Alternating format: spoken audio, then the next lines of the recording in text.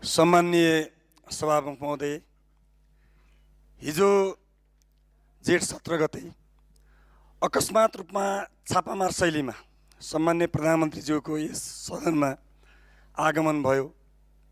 हामीलाई लाग्यो प्रधानमन्त्रीज्यू अब बिस्तारै संविधानको कार्यान्वयन गर्न थाल्नुभयो, सदनप्रति उत्तरदायी हुन थाल्नुभयो भन्ने हामीलाई लाग्यो। हामीलाई आंशिक खुसी पनि लाग्यो। प्रतिसभा नियमावली विपरीत भए पनि उहाँले जुन प्रश्नोत्तर कार्यक्रममा सहभागी हुनुभयो, ठिक छ, जवाब दिन थाल्नुभयो, ठिक छ भन्ने लाग्यो। तर प्रधानमन्त्रीज्यूको जवाब सुनिसकेपछि र जुन तरिकाको जुन शैलीको प्रश्नोत्तर कार्यक्रम आयोजना गरियो त्यो सबै कुरा हेरिसकेपछि मलाई एउटा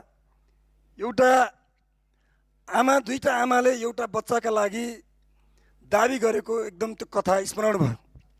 दुईजना आमाले एउटा बच्चाको लागि दाबी गर्नुभयो, धेरै ठुलो झगडा भयो, धेरै ठुलो विवाद भयो र केस अदालत गएछ। सभामुख महोदय, अदालत गइसकेपछि पनि दुवै पक्षका आमाहरूले र उनीहरूका चाहिँ वकिलहरूले ठुलो दाबी गर्नुभयो, ठुलो प्रमाण पेश गर्नुभयो।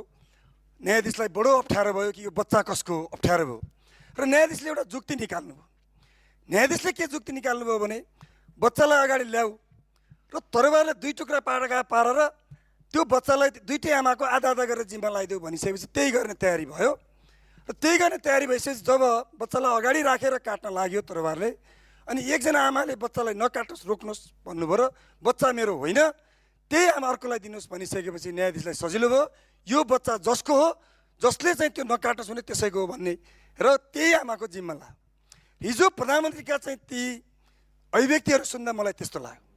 प्रधानमन्त्रीलाई म भन्न चाहन्छु, प्रधानमन्त्रीलाई म स्मरण गराउन चाहन्छु, यो सदन, यो व्यवस्था, यो संविधान हाम्रो नेपाली चाहिँ शहीदहरूले, हाम्रा अग्रजहरूले, नेपाली जनताहरूले ठुलो बलिदानी, ठुलो लडाइँ, ठुलो सङ्घर्ष ल्याएको चाहिँ यो व्यवस्था हो, यो संविधान हो, यो सदन हो र यो देश हो। यो देशका लागि हाम्रा पुर्खाहरूले धेरै ठुलो रगत बगाएका छन्, धेरै ठुलो बलिदानी दिएका छन्। तर आज उहाँले हचुवाभरमा जसरी नेपालले पनि अरूको भूमि मिचेको छ भनेर जसरी चाहिँ नि हचुवाभरमा यो सम्मानित सदनबाट आफ्नो अभिव्यक्ति दिनुभयो, यो असाध्यै गैर जिम्मेवारी, राष्ट्रघाती दोस्रो जिम्मेवारी अभिव्यक्ति छ र त्यो सदनको रेकर्डबाट हटाउँदै प्रधानमन्त्रीले माफी माग्नुपर्छ भनेर म यहाँहरूका बिचमा यो सदन मार्फत, सम्मानित सभामुख मार्फत यो सदनको ध्यान आकर्षण गराउन चाहन्छु। सभामुख महोदय, म यहाँलाई भन्न चाहन्छु, हाम्रो राष्ट्रको बडो स्पष्ट नीति छ, असंलग्न परराष्ट्र नीति छ। हामी कसैको भूमि एक इन्च पनि मिच्दैनौँ र कसैलाई एक इन्च भूमि पनि दिँदैनौँ। र म भन्न चाहन्छु, लिपुलेक, लिपियाधुरा, कालापानी हाम्रो भूमि हो, सुस्ता हाम्रो भूमि हो र नेपालले कहीँ कसैको पनि एक इन्च भूमि मिचेको छैन। यो कुरा स्मरण होस् प्रधानमन्त्रीलाई। नभए अध्ययन गरे हुन्छ, नभए हेरे हुन्छ, राम्रो तथ्य तथ्याङ्कहरूको विश्लेषण गरे हुन्छ। अध्ययन छैन भने पढे हुन्छ, हामीसँग सिक्न आए हुन्छ। यो गरिमामय सदनबाट, प्रधानमन्त्रीको कुर्सीबाट त्यसरी नेपालले अरूको भूमि मिचेको छ भन्न पाइन्छ? म एउटा उदाहरण म छोट्याउँछु सभामुख महोदय, गम्भीर कुरा छ, मैले राख्नुपर्नेछ।